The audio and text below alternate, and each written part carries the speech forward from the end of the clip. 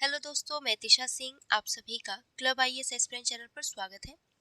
तो दोस्तों, आज हम लोग यूपीएससी प्रीलिम्स 2026 के लिए दृष्टि आईएएस के टेस्ट नंबर 6 के क्वेश्चन को सॉल्व करेंगे।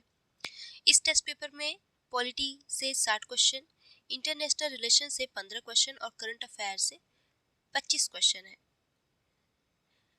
तो दोस्तों, वीडियो को पूरा देखिएगा। वीडियो अच्छी लगे तो लाइक शेयर एंड सब्सक्राइब जरूर करिएगा। अपने दोस्तों में जितना हो सके ज़्यादा से ज़्यादा शेयर करिए ताकि और लोग भी हमारे साथ जुड़ सके, हमारे इस सेशन का लाभ उठा सके। ठीक है, तो चलो क्वेश्चन शुरू करते हैं। पहला क्वेश्चन है, निम्नलिखित कथनों पर विचार कीजिए। देखो, स्टार्टिंग से लेके यानी 1 से लेकर के 25 तक क्वेश्चन जो है करंट अफेयर के हैं। तो ये करंट अफेयर के क्वेश्चंस देख देख के मत डरिएगा कि अरे पूरा लगता है करंट अफेयर का ही। नहीं, स्टार्टिंग के 25 क्वेश्चन करंट अफेयर के हैं, लगभग 20 के करीब में क्वेश्चन आईआर से हैं। जो 20 से क्वेश्चन आईआर के हैं, इसमें मैक्सिमम इंटरनेशनल ऑर्गेनाइजेशन यानी सभी क्वेश्चन इंटरनेशनल ऑर्गेनाइजेशन से हैं। तो बहुत इंपॉर्टेंट है, वीडियो को पूरा देखना। और उसके बाद जो है लगभग 40 के करीब में आपको करंट अफेयर और आईआर दोनों को मिला करके इतने क्वेश्चन है, 40-42 है। उसके बाद जितने भी क्वेश्चन है सभी पॉलिटी के हैं। ओके, तो चलो स्टार्टिंग से लेके 25 तक करंट अफेयर के हैं, तो ध्यान से सुनना सारे क्वेश्चंस को। तो पहला क्वेश्चन कह रहा है, निम्नलिखित कथनों पर विचार कीजिए। पहला स्टेटमेंट है कि वर्ष 2027 की जनगणना में पहली बार भारत के प्रत्येक आवासीय और गैर आवासीय भवनों का जियो टैग किया जाएगा। दूसरा कह रहा है कि वर्ष 2027 की जनगणना में स्वतंत्रता के बाद पहली बार सभी व्यक्तियों की जातिगत जनगणना शामिल होगी। तो बताइए कि कौन सा कथन सही है। तो दोस्तों, 2027 की जनगणना के बाद पहली बार भारत के जितने भी आवासीय और गैर आवासीय भवन है उनको जियो टैग किया जाएगा। तो पहला स्टेटमेंट सही है। और दूसरा भी सही है कि 2027 की जनगणना में स्वतंत्रता के बाद पहली बार सभी व्यक्तियों की जातिगत जनगणना की जाएगी। तो दूसरा भी स्टेटमेंट सही है। तो करेक्ट आंसर ऑप्शन सी हो जाएगा। अगला क्वेश्चन देखिए, शंघाई सहयोग संगठन शिखर सम्मेलन 2025 के संदर्भ में निम्नलिखित कथनों पर विचार कीजिए। पूछा है कि कौन सा कथन सही है। तो पहला कथन कह रहा है कि यह चीन के तियानजिन में आयोजित किया गया। इसमें लाओस को वार्ता भागीदार देश के रूप में शामिल किया गया। ठीक है, तो आप लोग भी आंसर करते हुए आगे चलो, जिससे कि जब आप लोग आंसर करो ये सोच करके आंसर मत करो कि क्वेश्चन मेरा गलत हो जाएगा सही हो जाएगा। कोई फर्क नहीं पड़ना चाहिए इस बात को लेकर के। बस आप आंसर करो। आंसर करोगे, क्वेश्चन पर आंसर जब करने की कोशिश करोगे तो क्वेश्चंस को ध्यान से पढ़ोगे, वरना सिर्फ वीडियोस देखेंगे आप लोग तो कोई मतलब नहीं होने वाला है। खुद से भी आंसर किया करिए। ठीक है, जब आप पढ़ेंगे बुक्स में शंघाई सहयोग संगठन के बारे में तो फिर आपको सारी चीजें आपके दिमाग में रिपीट होंगी कि अच्छा ऐसा क्वेश्चन पूछा गया था। ओके, तो दूसरा कह रहा है कि शंघाई सहयोग संगठन शिखर सम्मेलन में यह चीन के तियानजिन में आयोजित किया गया था। तो दोस्तों, 2025 में ये कहाँ आयोजित हुआ था? तो चीन के तियानजिन में आयोजित किया गया था। तो पहला स्टेटमेंट सही है। और लाओस को जो है वार्ता भागीदार देश के रूप में शामिल किया गया, तो दूसरा भी स्टेटमेंट सही है। तो करेक्ट आंसर क्या हो जाएगा? दोनों सही है, तो करेक्ट आंसर ऑप्शन सी यानी 1 और 2 दोनों हो जाएगा। आगे देखिए, आगे कह रहा है व्यक्तिगत अधिकारों के संबंध में निम्नलिखित कथनों पर विचार कीजिए। पहला कथन कह रहा है कि व्यक्तित्व अधिकारों के संबंध में। तो पहला स्टेटमेंट कह रहा है कि व्यक्तित्व अधिकार के तहत किसी व्यक्ति के नाम, छवि, आवाज और अन्य पहचान योग्य विशेषताओं को बिना सहमति के व्यावसायिक शोषण से बचाना है। ठीक है, व्यक्तित्व अधिकार का मतलब यह है कि कोई व्यक्ति है, आपकी आवाज या आपके चेहरे को या अन्य किसी तरह के पहचान को अपने व्यावसायिक शोषण से या फिर अपने पैसा कमाने के उद्देश्य से आपके चेहरे का इस्तेमाल कर रहा है, आपकी आवाज का इस्तेमाल कर रहा है, या आपकी अन्य पहचान से संबंधित विशेषताओं का प्रयोग कर रहा है बिना आपकी परमिशन के। तो इसी को व्यक्तित्व अधिकार के अंतर्गत, यानी व्यक्तित्व अधिकार क्या करेगा, इन सब चीजों से, यानी कि आपके चेहरे का इस गलत तरीके से इस्तेमाल ना हो, आपके परमिशन के बिना इस्तेमाल ना हो, तो ये इस अधिकार के अंतर्गत आएगा। ठीक है, तो पहला स्टेटमेंट सही है। दूसरा कह रहा है कि भारत में व्यक्तित्व अधिकारों को संसद द्वारा अधिनियमित एक विशिष्ट स्वतंत्र विधि के तहत समग्र रूप से संहिताबद्ध किया गया है। यानी दूसरा स्टेटमेंट यह कह रहा है कि व्यक्तित्व अधिकारों के लिए संसद द्वारा एक विशिष्ट कानून बनाया गया है, तो ऐसा नहीं है, इसके लिए कोई विशिष्ट कानून नहीं है। ठीक है, तो दूसरा गलत हो जाएगा। ये जो है व्यक्तित्व अधिकार कुछ अधिनियम है, उन्हीं अधिनियमों का प्रयोग करके इस पर कार्रवाई की जाती है, जैसे कि कॉपीराइट अधिनियम 1957, ट्रेड मार्क अधिनियम 1999। तो यहाँ पे ये दूसरा गलत हो गया, पहला सही है, तो करेक्ट आंसर ऑप्शन ए हो जाएगा। अगला है state of the rhino report 2025 के संबंध में निम्नलिखित कथनों पर विचार कीजिए। ये बहुत इंपॉर्टेंट है, अक्सर क्वेश्चन पूछ देता है। ठीक है, वीडियो अच्छी लगे दोस्तों लाइक जरूर करना, लाइक करना मत भूलना। ठीक है, पहला स्टेटमेंट कह रहा है कि अफ्रीकी महाद्वीप में काले और सफेद दोनों तरह के गैंडे मिलते हैं। ओके, दूसरा कह रहा है कि वर्ष 2023 और 24 के बीच काले गैंडों की संख्या में वृद्धि हुई, लेकिन सफेद गैंडों की संख्या में गिरावट आई है। तीसरा कह रहा है कि सफेद गैंडे सभी 5 गैंडा प्रजातियों में सबसे अधिक संख्या में है। तो बताइए कि कौन सा कथन आपका सही है। तो दोस्तों, अफ्रीका में 2 तरह के गैंडे पाए, वैसे तो गैंडों की 5 प्रजातियां होती हैं। एक तो काला गैंडा होता है, दूसरा सफेद गैंडा, एक सींग वाला गैंडा, एक सुमात्रन गैंडा, और पांचवा जो है जावा गैंडा होता है। ठीक है, लेकिन हम लोग स्टेटमेंट के तौर पे बात करें तो अफ्रीका महाद्वीप में काले और सफेद दोनों तरह के गैंडे पाए जाते हैं, तो पहला स्टेटमेंट सही है। और वर्ष 2023-24 के बीच की अगर हम बात करें तो रिपोर्ट में ये बताया गया है कि काले गैंडों की संख्या में वृद्धि हुई है, लेकिन जो सफ़ेद गैंडे हैं इनकी संख्या में कमी आई है। लेकिन अगर हम ओवरऑल बात करें कि सबसे ज़्यादा कौन सा गैंडा संख्या में है, तो सबसे ज़्यादा आपको सफ़ेद गैंडा देखने को मिलेगा।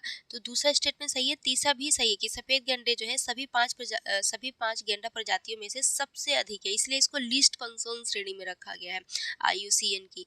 ठीक है, तो तीनों स्टेटमेंट सही है, तो आपका करेक्ट आंसर क्या हो जाएगा, ऑप्शन डी हो जाएगा, क्योंकि पूछा था कि कौन सा सही है। आगे देखिए, आगे कह रहा है भारत के पहले गिद्ध संरक्षण पोर्टल के संबंध में निम्नलिखित कथनों पर विचार कीजिए। पहला कथन कह रहा है कि इसे भारतीय प्राणी सर्वेक्षण द्वारा लॉन्च किया गया। अक्सर जब भी किसी संस्था का नाम दे देता है तो स्टेटमेंट ज़्यादातर ऐसा होता है कि गलत हो जाता है। ठीक है, तो इसे भारतीय प्राणी सर्वेक्षण द्वारा लॉन्च नहीं किया गया है, इसे the vulture network B foundation India द्वारा लॉन्च किया गया है। तो यहाँ पे पहला स्टेटमेंट गलत हो गया, किसके द्वारा, the vulture network B foundation India द्वारा। तो यहाँ पहला स्टेटमेंट गलत हो गया, भारतीय प्राणी सर्वेक्षण द्वारा इसे लॉन्च नहीं किया गया है। और इसे लॉन्च कहाँ किया गया है, इसे लॉन्च किया गया है असम में। तो ये भी ध्यान रखिएगा, कभी स्टेटमेंट में दे दे एग्जाम में तो कंफ्यूज नहीं होना है, गलत नहीं करना है। तो इस पहले गिद्ध संरक्षण पोर्टल को लॉन्च कहाँ किया गया, असम में किया गया है। दूसरा स्टेटमेंट कह रहा है कि इसे वल्चर नेटवर्क कहा जाता है और इसका उद्देश्य क्या है, भारत की गिद्ध प्रजातियों के बारे में जानकारी तथा जागरूकता हेतु एक व्यापक प्लेटफॉर्म के रूप में भूमिका निभाना। तो दूसरा स्टेटमेंट सही है। जैसा कि किसी भी पोर्टल को लाया जाता है या किसी भी योजना को लाई जाती है तो उसका उद्देश्य क्या होता है, लोगों को लाभ पहुंचाना। इसी तरीके से इसका उद्देश्य क्या है, गिद्ध संरक्षण पोर्टल का, कि गिद्ध प्रजातियों के बारे में जानकारी प्रदान करेगा और इससे संबंधित लोगों में जागरूकता फैलाएगा। तो यहाँ पे दूसरा स्टेटमेंट सही है, पहला गलत हो गया, तो करेक्ट आंसर आपका ऑप्शन बी हो जाएगा। आगे देखिए, हाल ही में खबरों में रहा समुद्र प्रदक्षिणा अभियान क्या है। समुद्र प्रदक्षिणा अभियान क्या है, तो यह भारत का पहला ऑल वीमेन त्रिसेवा नौकायन विश्व परिभ्रमण अभियान है। तो करेक्ट आंसर आपको ऑप्शन ए हो जाएगा। आगे देखिए, आगे कह रहा है कि आवास और शहरी मामलों के मंत्रालय द्वारा शुरू किए गए अंगीकार 2025 का उद्देश्य क्या है। अंगीकार 2025 का उद्देश्य क्या है, क्वेश्चन में यह पूछा। तो इसका उद्देश्य प्रधानमंत्री आवास योजना अर्बन का पूर्ण कवरेज प्राप्त करना। यानी कि इसका मेनली उद्देश्य ये है कि प्रधानमंत्री आवास योजना जो है इसका लोगों तक जो काबिल है, यानी कि जो इसके एबल है, उनको ये इस योजना का लाभ मिला है या नहीं मिला है। जिन लोगों को मिल चुका है, जिन लोग का मकान अभी नहीं बना है, आधा अधूरा बना है, तो उसको पूरा करेगा ये। यानी कि प्रधानमंत्री आवास योजना के बचे हुए काम को और तेजी से बचे हुए काम को पूरा करेगा, और जिन लोगों को इस योजना का लाभ नहीं मिला है उन लोगों को इस योजना का लाभ प्रदान कराएगा। तो यही इसका उद्देश्य है अंगीकार 2025 का, यानी कि मेनली ये इस पर पूर्ण कवरेज प्रदान करेगा प्रधानमंत्री आवास योजना अर्बन के लिए। ठीक है, तो करेक्ट आंसर आपका ऑप्शन ए हो जाएगा। आगे देखिए, आगे है मतदाता सूची के विशेष गहन पुनरीक्षण के संबंध में निम्नलिखित कथनों पर विचार कीजिए। पहला कथन है कि एसआईआर भारत निर्वाचन आयोग के तहत मतदाता सूचियों की सटीकता एवं पूर्णता सुनिश्चित करने के क्रम में घर घर जाकर किया जाने वाला एक सत्यापन कार्य है। ठीक है, तो यहाँ पे आपका पहला स्टेटमेंट सही हो जाता है कि जो एसआईआर है इसको भारत निर्वाचन आयोग के तहत मतदाता सूचियों की सटीकता, यानी कि मतदाता सूची में किसी तरह की कोई गड़बड़ी ना हो, या कोई व्यक्ति जो है मतदाता सूची से छूट न जाए, उसका नाम छूट न जाए, या फिर किसी कारणवश उसमें कोई काम है जो अधूरा रह गया है, तो इसको पूरा सुनिश्चित करने के लिए जो ये अधिकारी होंगे वो घर घर जा करके सत्यापन करेंगे, वेरीफाई करेंगे सभी वोटर्स को। तो यहाँ पहला स्टेटमेंट सही है। दूसरा कह रहा है कि एसआईआर लोक प्रतिनिधित्व अधिनियम 1950 की धारा 21 के अंतर्गत शामिल है।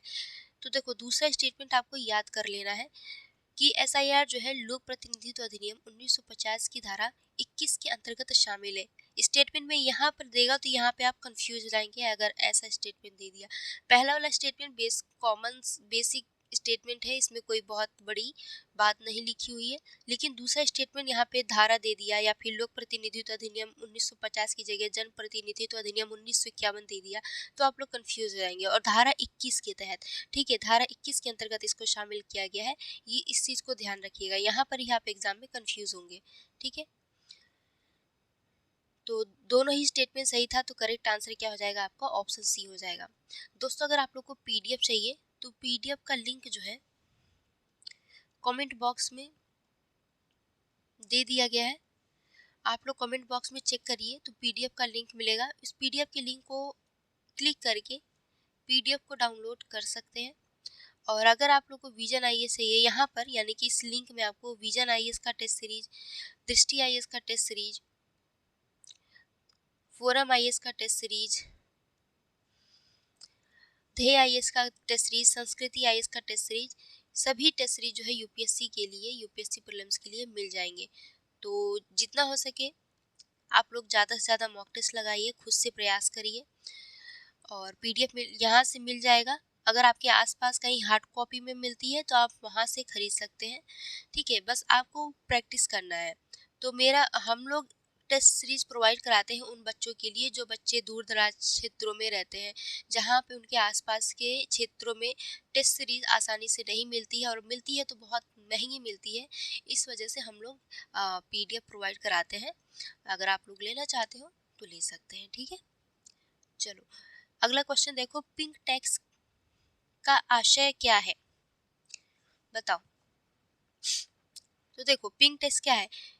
एक मूल्य निर्धारण पैटर्न जिसमें समान विपणन उत्पादों के लिए महिलाएं अधिक भुगतान करती हैं। अब इसको साधारण भाषा में ये समझो कि देखो, महिलाएं, आप लोग को पता होगा कि कॉस्मेटिक प्रोडक्ट बहुत ज़्यादा यूज़ करती हैं, और पुरुष भी यूज करते हैं, लेकिन महिलाओं की अपेक्षा थोड़ा कम करते हैं, है ना। महिलाएं ज़्यादा करती हैं। अब महिला जो भी प्रोडक्ट लेने जाती है, मान लो शैम्पू हो गया, या फिर सलून में जाती है, या कोई भी अदर प्रोडक्ट लेती है महिला, किसी अपनी मतलब प्रसाधन सामग्री, क्रीम, पाउडर वगैरह, तो ये जो इन वस्तुओं को खरीदती है, शैम्पू हो गया या फिर अन्य वस्तुएं, तो इनका मूल्य जो है ना बहुत ज़्यादा होता है। और यही अगर पुरुष जो है शैम्पू वगैरह अपने लिए लेते हैं, या अपने लिए कोई अन्य जो प्रयोग करते हैं उन लोग सामग्री, जैसे शेविंग क्रीम वगैरह, अदर कुछ भी, तो इनका जो मूल्य होता है अपेक्षाकृत जो है कम होता है। यानी कि पुरुषों के लिए जो वस्तुएं होती हैं, जो प्रसाधन से संबंधित वस्तुएं होती हैं, तो इनको सस्ती पड़ती है, इनको कम दाम पे मिल जाता है, और वही महिलाएं अगर खरीदती हैं तो इनको अधिक दाम पे मिलती है। तो गवर्नमेंट का ये कहना है कि भाई ये भेदभाव क्यों कर रहे हो। मान लो जो महिलाएं ज़्यादा कमाती हैं तो वो खर्च कर सकती हैं अपने ऊपर इतनी सारी चीज़ें, है ना, लेकिन जो महिलाएं कम कमाती हैं तो उनके लिए एक तरह से कहें तो आर्थिक बोझ है, कि वो अपनी ज़रूरत की चीज़ें लेने जा रहे हैं तो उनको महँगी मिल रही है। तो गवर्नमेंट ये कह रहा है कि कंपनियाँ क्या करती हैं, महिलाओं की वस्तुओं पर ज़्यादा दाम वसूलती है। महिलाओं से जो पैसे हैं वो ज़्यादा वसूलती है उनके प्रोडक्ट्स के लिए। जो भी वो प्रोडक्ट्स खरीदती हैं वो एक सामान्य दाम से ज़्यादा दाम पर बेचती है कंपनी और महिलाएं खरीदती हैं। तो ऐसे में क्या होता है कि कंपनियों को अधिक मुनाफा होता है। जो कंपनी होती है वो ज़्यादा पैसा कमाती है, अधिक मुनाफा कमाती है, और इस जो अधिक मुनाफा कमाती है इस पर सरकार को कोई टैक्स नहीं देती है। ठीक है, तो गवर्नमेंट का बस ये कहना है कि भैया तुम अकेले अकेले टैक्स अपनी जेब में भर रहे हो, अब अकेले अकेले तुम मुनाफा कमा रहे हो तो हमको भी इसमें टैक्स दो। इसी को कहा गया पिंक टैक्स। महिलाओं को कोई फायदा नहीं होने वाला इस पिंक टैक्स से।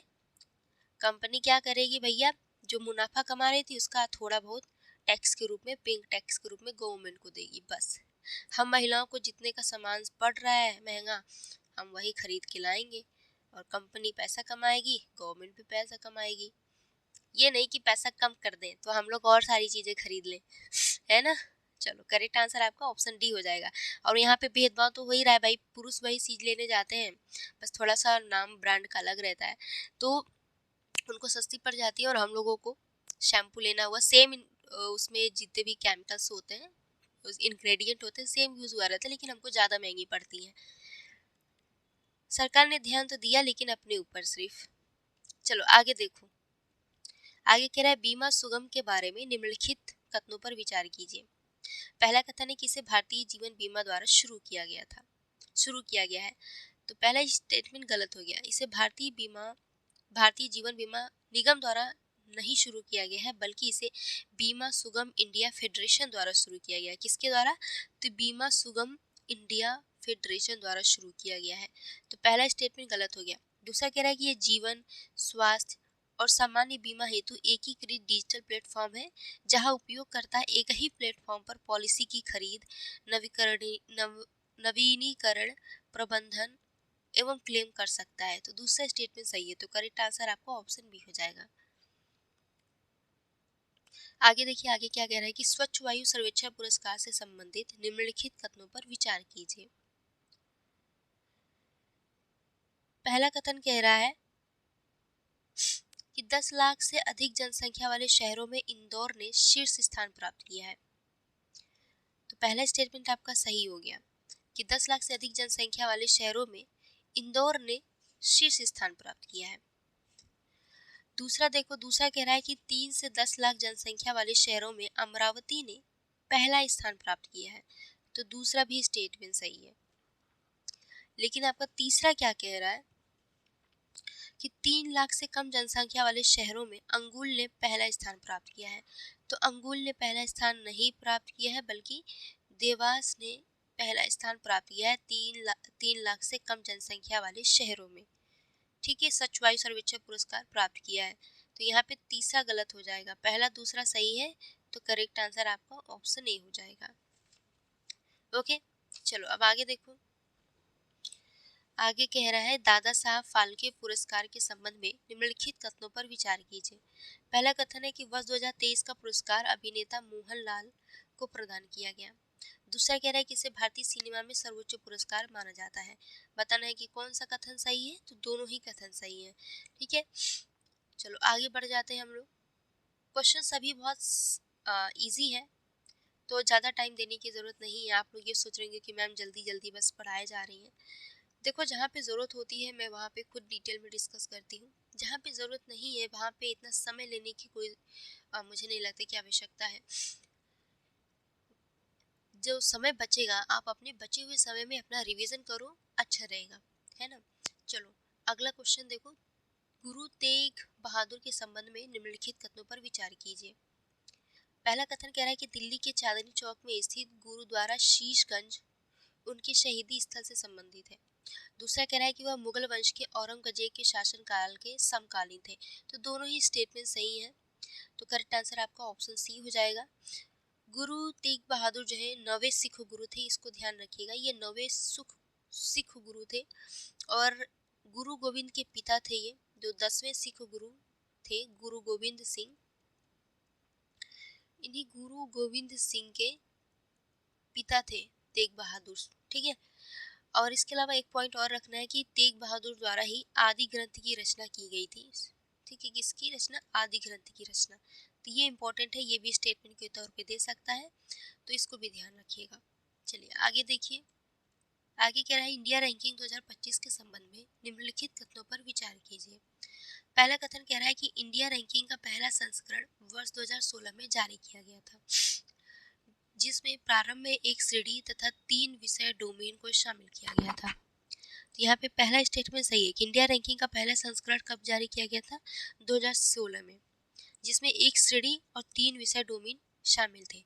दूसरा स्टेटमेंट कह रहा है कि राष्ट्रीय संस्थागत रैंकिंग फ्रेमवर्क के रैंकिंग मापदंडों में शिक्षण, अधिगम एवं संसाधन घटक को सबसे अधिक भारांक दिया गया है, ठीक है। तो दूसरा भी स्टेटमेंट सही है कि राष्ट्रीय संस्थागत रैंकिंग फ्रेमवर्क के जो रैंकिंग मापदंड है, यानी कि किन आधारों पर ये रैंकिंग प्रदान किया जा रहा है, किन मापदंडों के आधार पर रैंकिंग प्रदान की जा रही है, इसमें है शिक्षण, अधिगम और संसाधन।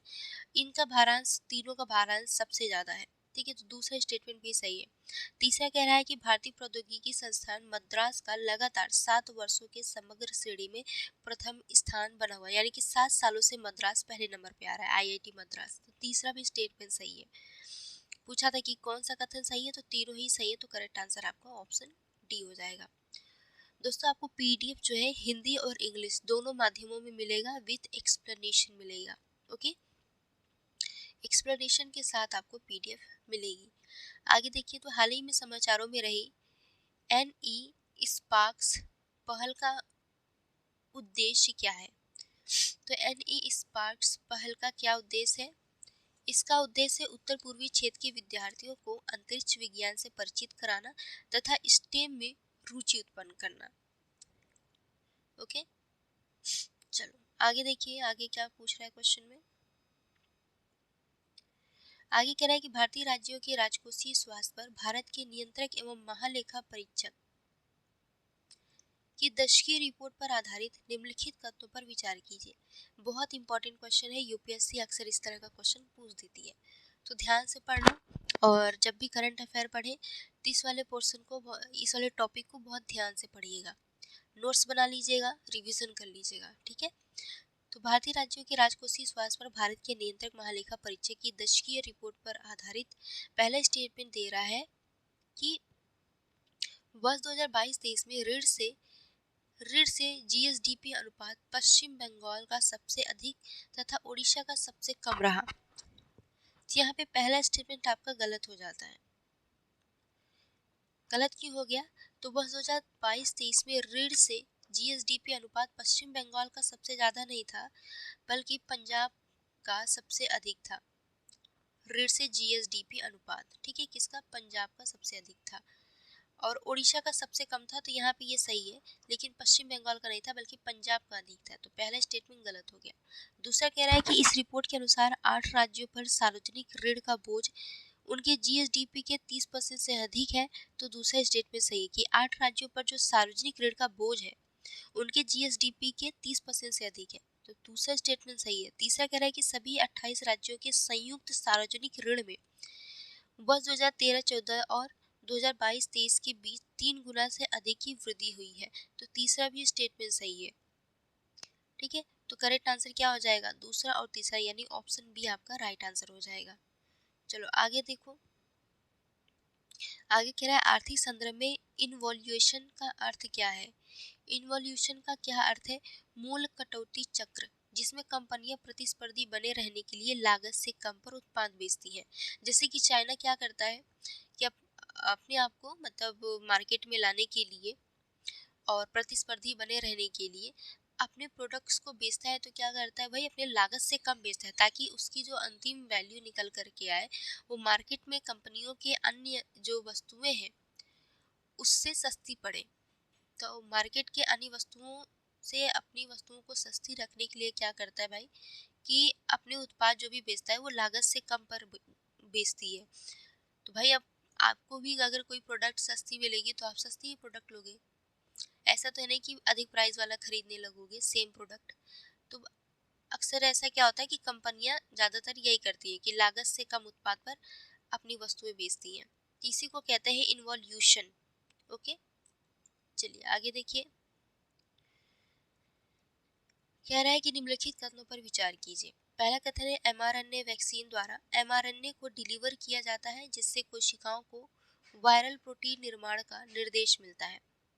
दूसरा कह रहा है कि एमआरएनए वैक्सीन का उत्पादन पारंपरिक वैक्सीन की तुलना में अधिक तीव्रता एवं निरंतरता के साथ किया जा सकता है। पूछा है कि कौन सा कथन सही है। तो दोस्तों, एमआरएनए वैक्सीन जो है कैंसर के उपचार के लिए लाया गया है। तो ये क्या करेगा, एमआरएनए को डिलीवर किया जाता है, एमआरएनए वैक्सीन द्वारा एमआरएनए को डिलीवर किया जाता है जिससे कोशिकाओं को वायरल प्रोटीन निर्माण का निर्देश मिलता है। तो दोनों ही स्टेटमेंट सही है दोस्तों। इसके बारे में अगर हम लोग पढ़ेंगे तो डिटेल में पढ़ना पड़ेगा, काफ़ी लंबा डिस्कशन हो जाएगा, लगभग 15-20 मिनट की क्लास हो जाएगी इसकी। ठीक है, और ये इम्पॉर्टेंट भी है। तो जब हम लोग साइंस टेक की क्लास करेंगे या फिर साइंस टेक की टेस्ट सीरीज सॉल्व करेंगे उसमें आएगा तो हम लोग बहुत डिटेल में डिस्कस करेंगे। ठीक है, तो दोनों ही स्टेटमेंट सही है, तो करेक्ट आंसर आपका ऑप्शन सी हो जाएगा। देखिए, हमें जब लेक्चर रिकॉर्ड करना होता है तो हमको समय को भी ध्यान में रखते हुए लेक्चर रिकॉर्ड करना होता है। तो ऐसे टॉपिक जो ज़्यादा समय ले तो उस क्वेश्चन को बस आंसर बता के आगे बढ़ जाना ही सही रहता है। डिटेल में डिस्कस करने के लिए हम लोग क्या करेंगे, या तो साइंस टेक वाले टेस्ट सीरीज में डिटेल में डिस्कस कर लेंगे इस टॉपिक से रिलेटेड जो भी क्वेश्चन आएगा, या फिर इसके लिए अलग से क्लास साइंस टेक की आरजी सर क्लास ले रहे हैं। साइंस टेक की क्लास हो चुकी है, तो आप लोग अगर साइंस टेक की क्लास करना चाहते हो तो आरजी सर की क्लास बहुत अच्छी है, बहुत अच्छे से समझाया है, सारे टॉपिक्स को डिटेल में डिस्कस किया है। आप क्लब आईएएस ऐप इंस्टॉल करके हमारे फिफ्थ फाउंडेशन बैच को ज्वाइन कर सकते हैं। फिफ्थ फाउंडेशन बैच को ज्वाइन करने से पहले एक बार डेमो क्लास ले लेना, एक या दो बार ले लेना डेमो क्लास। यूट्यूब पर आपको बहुत सारी, हमारे चैनल पर आपको बहुत सारी डेमो क्लासेस मिल जाएंगी। डेमो क्लास लेने के बाद जब संतुष्टि मिल जाए आपको कि हाँ आपको समझ में आ रहा है, सर जैसा पढ़ा रहे हैं वैसा यूपीएससी में पूछा जाता है क्वेश्चन। ठीक है, प्री कम मेंस यानी प्री भी पढ़ाया जाता है और मेंस का भी साथ में सिलेबस साथ में कवर किया जाता है। तो बिल्कुल ज्वाइन करें। इसकी फ़ी कितनी है, तो 1499 रुपये इसकी फ़ी है। 3 साल की वैलिडिटी है, यानी 3 साल तक आप इस वीडियोस को बार बार देख सकते हैं, रिपीट कर सकते हैं। जैसे कि मान लो कहीं आपको कन्फ्यूज़न हो गया किसी टॉपिक को लेके, तो आप 3 साल तक देख सकते हैं। हालांकि 3 साल क्या, 1-1.5 साल 2 साल में ही आपका सिलेक्शन हो जाएगा अगर आप अच्छे से मेहनत कर रहे हैं तो। ठीक है, चलो आगे देखो। आगे क्वेश्चन कह रहा है कि वर्ल्ड पैरा एथलेटिक्स चैंपियनशिप 2025 के संबंध में निम्नलिखित तथ्यों पर विचार कीजिए। इंपॉर्टेंट क्वेश्चन है। पहला कह रहा है कि Bharat world para athletics championship की मेजबानी करने वाला पहला एशियाई देश है। तो पहला एशियाई देश नहीं है Bharat world para athletics championship की मेजबानी करने वाला, बल्कि चौथा एशियाई देश है। ठीक है, इसके पहले कतर ने 2015 में मेजबानी की थी, यूएई ने 2019 में, कतर ने कब मेजबानी की थी, 2015 में की थी। यूएई ने मेजबानी की थी 2019 में। जापान द्वारा मेजबानी किया गया था 2024 में। ठीक है, तो 2025 में भारत ने मेजबानी की है, तो चौथा देश है भारत एशिया का। ठीक है, चौथा एशियाई देश है जिसने वर्ल्ड पैरा एथलेटिक्स चैंपियनशिप का मेजबानी किया है। तो पहला गलत हो गया। दूसरा कह रहा है कि भारत द्वारा वर्ल्ड पैरा एथलेटिक्स चैंपियनशिप 2025 में कुल 22 पदक जीतकर अब तक का अपना सर्वश्रेष्ठ प्रदर्शन किया है। तो दूसरा स्टेटमेंट आपका सही है, तो करेक्ट आंसर ऑप्शन बी हो जाएगा। आगे देखिए, अगला क्वेश्चन कह रहा है कि हाल ही में नई दिल्ली में हेडक्वार्टर इंटीग्रेटेड डिफेंस स्टाफ द्वारा आयोजित कोर कार्यक्रम का मुख्य उद्देश्य क्या है। कोर कार्यक्रम का मुख्य उद्देश्य क्या है, तो ये राष्ट्रीय सुरक्षा संबंधी मुद्दों पर रणनीतिक समझ विकसित करने के साथ नागरिक सैन्य एकीकरण को बढ़ावा देना। तो करेक्ट आंसर आपका ऑप्शन बी हो जाएगा। ये बहुत इंपॉर्टेंट है, इसको ध्यान रखना। वीओ चिदम्बरम पत्तन के संबंध में निम्नलिखित कथनों पर विचार कीजिए। पहला कथन है कि यह ग्रीन हाइड्रोजन का उत्पादन करने वाला भारत का पहला पत्तन है। पहला स्टेटमेंट सही है। दूसरा कह रहा है कि भारत के पूर्वी तट के समानांतर मन्नार की खाड़ी में स्थित है। तो वीओ चिदम्बरम पोर्ट कहाँ है? तमिलनाडु में है। तमिलनाडु के पूर्वी तट के समानांतर मन्नार की खाड़ी में स्थित है। तो दोनों स्टेटमेंट सही है, तो करेक्ट आंसर आपका ऑप्शन सी हो जाएगा। ग्रीन हाइड्रोजन का उत्पादन करने वाले दो और पोर्ट, एक तो दीनदयाल पोर्ट जो कि गुजरात में है, और तीसरा कौन सा पोर्ट है? बताओ आप लोग कमेंट बॉक्स में बताना कि तीसरा कौन सा पोर्ट है जो ग्रीन हाइड्रोजन हब के अंतर्गत शामिल किया गया है। चलो आगे देखो। अगला कह रहा है कि अखिल भारतीय ऋण और निवेश सर्वेक्षण के संबंध में निम्नलिखित तथ्यों पर विचार कीजिए। अखिल भारतीय ऋण और निवेश सर्वेक्षण के संबंध में पहला स्टेटमेंट कह रहा है कि इसकी उत्पत्ति अखिल भारतीय ग्रामीण ऋण सर्वेक्षण से हुई है।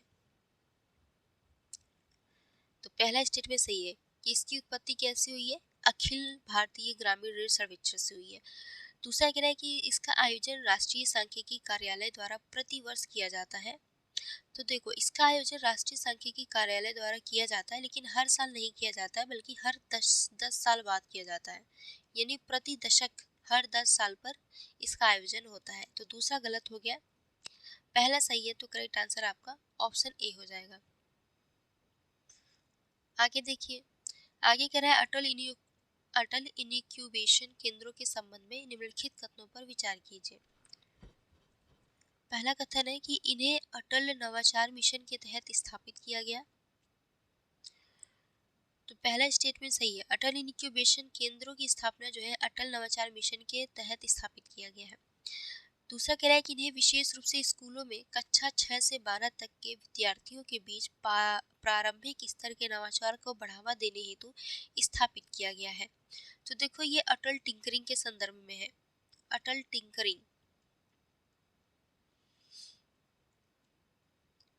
अटल टिंकरिंग, अटल टिंकरिंग के अंतर्गत क्या होगा कि 6 से 12 तक के जो बच्चे होंगे उनको जो है नवाचार से संबंधित कौशल प्रदान किया जाएगा, उनको जानकारी दी जाएगी। ठीक है, तो ये अटल टिंकरिंग के संदर्भ में। अटल इनक्यूबेशन केंद्रों का उद्देश्य क्या है? तो इसका उद्देश्य है स्टार्टअप्स की मदद करना। यानी कि कोई कंपनी स्थापित, मतलब मान लो कि कोई व्यक्ति है, कहीं अगर उसको सिलाई सीखना है तो सिलाई सेंटर जाता है सिलाई सीखने के लिए, ट्रेनिंग लेने के लिए। खाना बनाना है तो कहीं बड़े होटल मैनेजमेंट की कोर्स करता है शेफ बनने के लिए।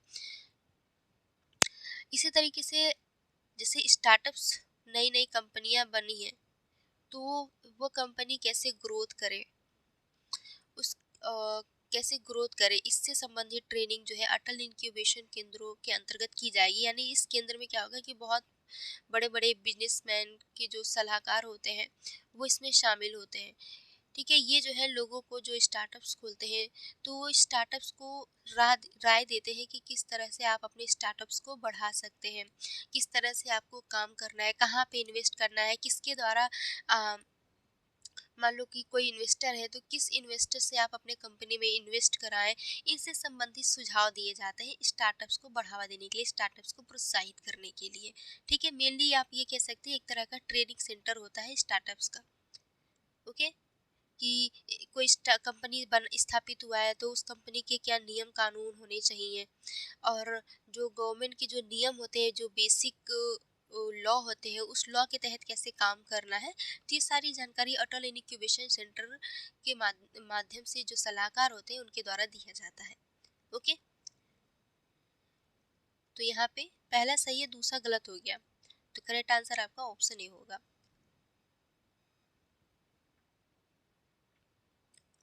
अगला है ग्लोबल पीस इंडेक्स 2025 से संबंधित निम्नलिखित कथनों पर विचार कीजिए। पहला कथन है वैश्विक शांति में लगातार छठे वर्ष गिरावट दर्ज हुई है, जिसमें 2025 में समग्र रूप से 0.36% की कमी आई है। तो पहला स्टेटमेंट सही है। ग्लोबल पीस इंडेक्स किसके द्वारा जारी किया जाता है? बताओ आप लोग कमेंट बॉक्स में कि ग्लोबल पीस इंडेक्स किसके द्वारा जारी किया जाता है। अक्सर पीसीएस के एग्जाम में पूछा जाता है, बहुत इंपॉर्टेंट है, पीसीएस में पूछ देता है और कभी कभी आपके सामने स्टेटमेंट के तौर पे भी रख सकता है कि इस रिपोर्ट को किसके द्वारा जारी किया जाता है। बताओ, कोई बताएगा? कमेंट बॉक्स में क्लास खत्म होने के बाद इसका आंसर आप लोगों को बताना है, ठीक है? बताओगे कि बताओगे? नहीं बताओगे लगता है। सबके सब आलसी वाले, एकदम घनघोर आलसी हो, घोर आलसी हो। देखो, ग्लोबल पीस इंडेक्स जो है institute for economic and peace द्वारा जारी किया जाता है। हमेशा ध्यान रखना, अक्सर स्टेटमेंट में दे देता है institute for economics and peace. Okay, इस संस्था द्वारा ग्लोबल पीस इंडेक्स जारी की जाती है। महत्वपूर्ण इंडेक्स किसके द्वारा जारी किए जाते हैं, याद रखा करिए। तो इस इंडेक्स में कहा गया कि भैया वैश्विक शांति में लगातार 6 वर्षों में गिरावट दर्ज की गई है, जिसमें कि समग्र वर्ष में 2025 में समग्र रूप से 0.3% की गिरावट आई है ग्लोबल पीस में। तो पहला स्टेटमेंट सही है। दूसरा कह रहा है कि दक्षिण अमेरिका विश्व का एकमात्र क्षेत्र था जिसने नवीनतम सूचकांक में शांति सुधार दर्ज किए। तो दूसरा भी स्टेटमेंट सही है। तीसरा कह रहा है कि भारत को इस सूचकांक में 115वां स्थान प्राप्त हुआ है। तो तीसरा भी स्टेटमेंट सही है। तो करेक्ट आंसर क्या हो जाएगा, ऑप्शन डी हो जाएगा।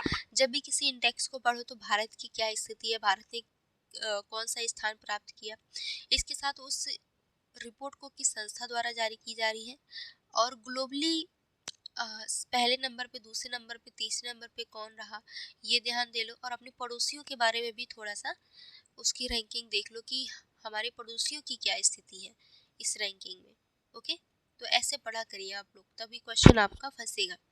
दूसरा कह रहा है नवनिर्मित Bairabi Sairang broad gauge railway line के माध्यम से पहली बार किस राज्य की राजधानी शेष भारत से प्रत्यक्ष रूप से रेल द्वारा जुड़ी गई है। तो भाई इसका आंसर कमेंट बॉक्स में बताना। अभी बहुत न्यूज में रहा था, इसलिए इसका आंसर आपको बताना है। देखते हैं कितने लोग हैं, कितने ऐसे बच्चे हैं जो आंसर करते हैं। अंतर्राष्ट्रीय समुद्री संगठन, अब यहाँ से जो है 25 क्वेश्चन करंट अफेयर्स के खत्म हो चुके हैं। अब यहाँ से प्रॉपर आप लोग अंतर्राष्ट्रीय संगठन से संबंधित प्रश्नों को देखेंगे। तो पहला 26वां क्वेश्चन कह रहा है कि अंतर्राष्ट्रीय समुद्री संगठन के संबंध में निम्नलिखित कथनों पर विचार कीजिए।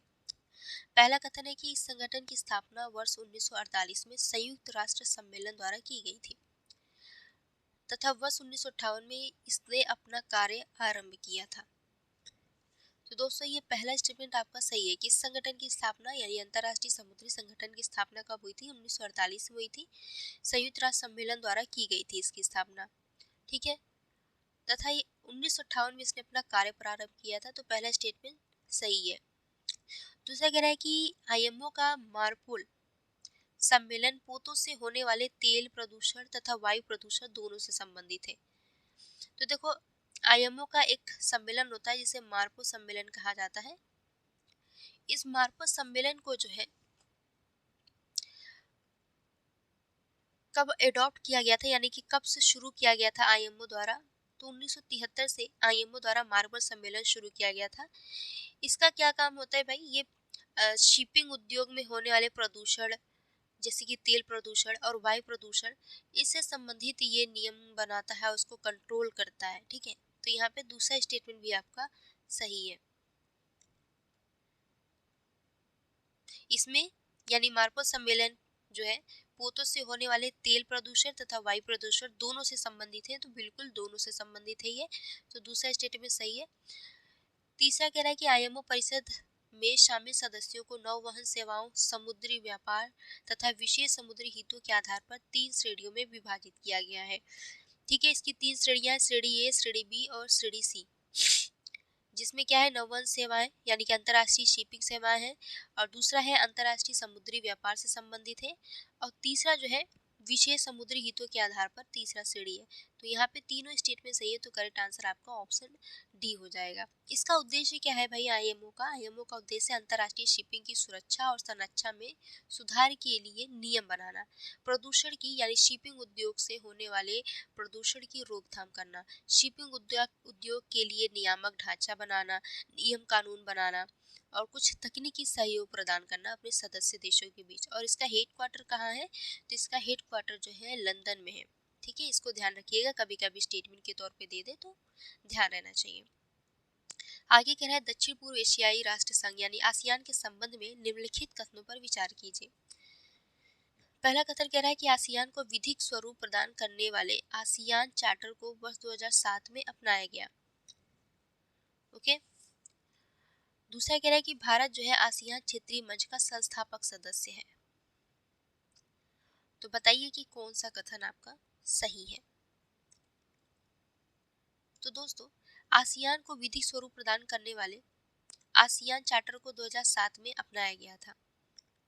तो यहाँ पे पहला स्टेटमेंट सही है, लेकिन ध्यान रखना कि भारत जो है आसियान क्षेत्रीय मंच का संस्थापक सदस्य नहीं है, बल्कि एक संवाद साझेदार सदस्य है, संस्थापक सदस्य नहीं है। तो ये दूसरा स्टेटमेंट गलत हो जाएगा, पहला सही है। तो करेक्ट आंसर आपका ऑप्शन ए हो जाएगा।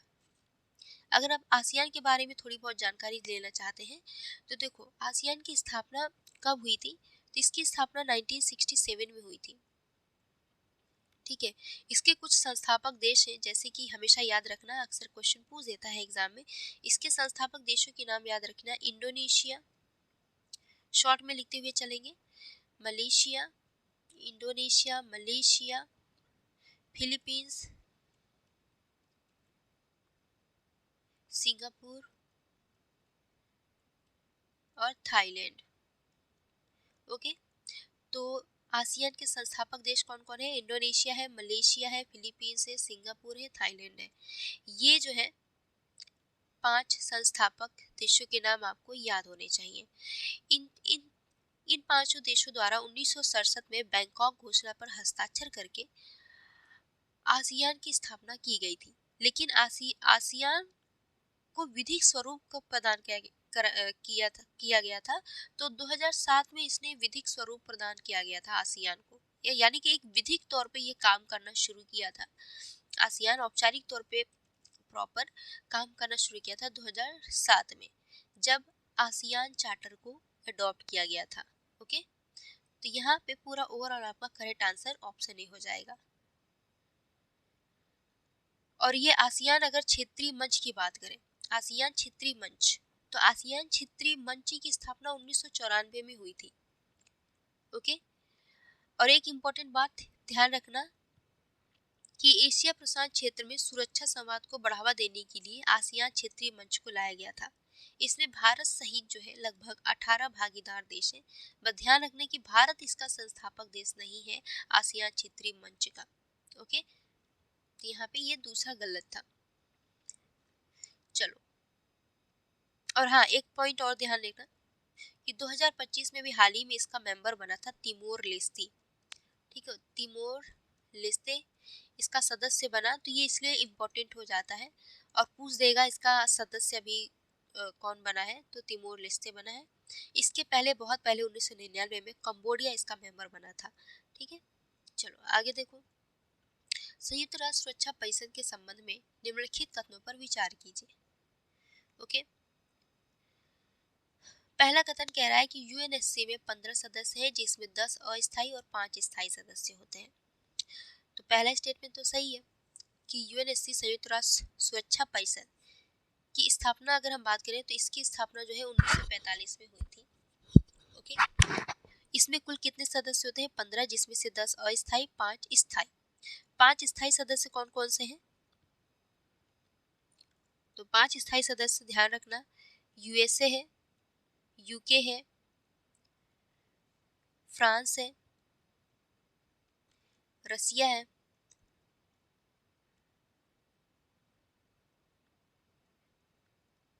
और चाइना है। ये हमेशा आपको याद रहना चाहिए, कब बहुत पूछता है, पीसीएस में भी पूछ देता है, यूपीएससी में भी पूछ देता है। तो 5 स्थायी सदस्य कौन कौन से यूएनएससी के? तो यूएसए, यूके, फ्रांस, रसिया, चाइना। और 10 अस्थायी सदस्य हैं।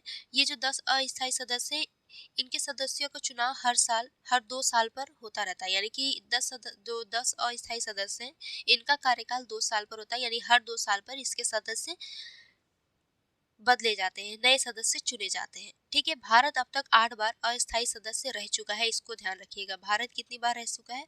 8 बार इसका अस्थायी सदस्य रह चुका है। ओके। चलो अब दूसरा स्टेटमेंट देखो, तो यूएनएससी के सभी निर्णयों के लिए उसके सभी सदस्यों की सर्वसम्मति आवश्यक होती है। तो ये इंपॉर्टेंट हो जाता है। इसके बॉडी से क्वेश्चन पूछा हुआ है। तो देखो, यूएनएससी में जितने भी मामले पर निर्णय लिया जाता है। सभी मामलों पर निर्णय जो है स्थायी सदस्यों सहित 9 सदस्यों के सकारात्मक मत, यानी स्थायी सदस्यों का तो वोट होना है, ये साथ में 4 और सदस्य, यानी कुल मिलाकर 9 सदस्यों द्वारा मत दिया जाता है, या 9 सदस्यों के सकारात्मक मत की आवश्यकता होती है। इन 9 सदस्यों के सकारात्मक मत द्वारा निर्णय लिए जाते हैं किसी भी मामले पर यूनियससी में, जिसमें स्थायी सदस्यों के मत भी शामिल होते हैं, अगर इस स्थायी सदस्यों में से किसी एक ने भी वोट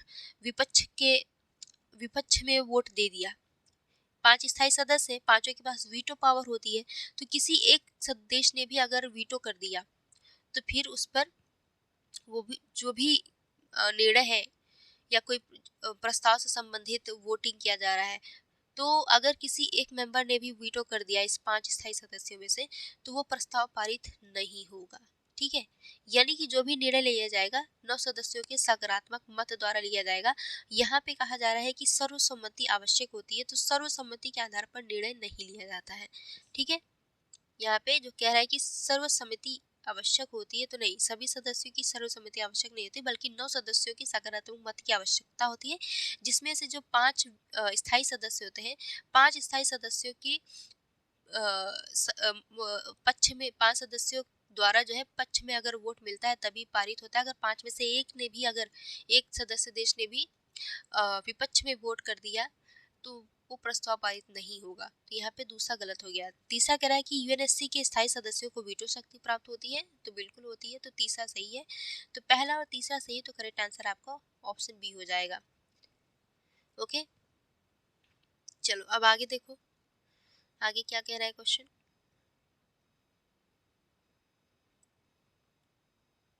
अगला क्वेश्चन है कि विश्व स्वास्थ्य संगठन के संबंध में निम्नलिखित कथनों पर विचार कीजिए।